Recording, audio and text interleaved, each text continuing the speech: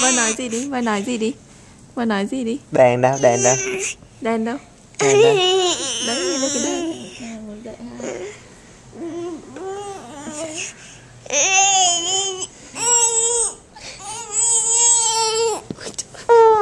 Xem mặt tôi cũng vậy.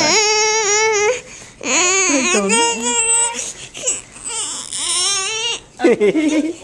Thôi. Ở đây mẹ đếm hả? Ui mèo. Thôi, sao chơi lại. Trời,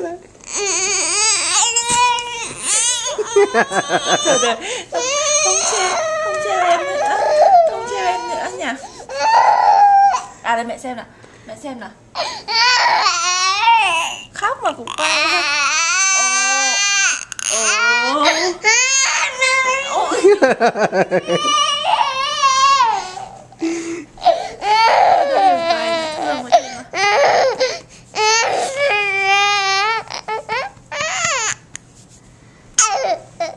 Thôi khóc. Ôi trời. Này này. Lấy đầu.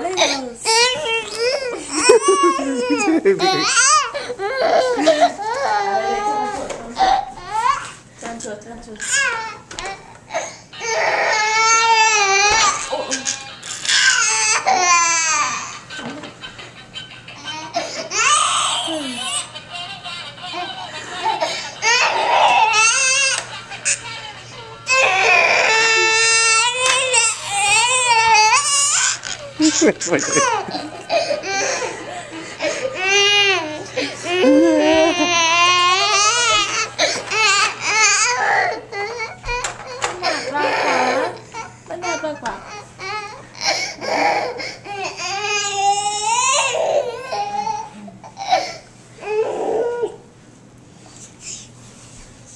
Vẫn quay cười.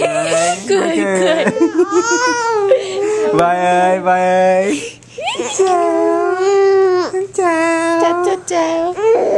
Chào. Mày khóc hết rồi, khóc mỏi miệng quá rồi, cười đi.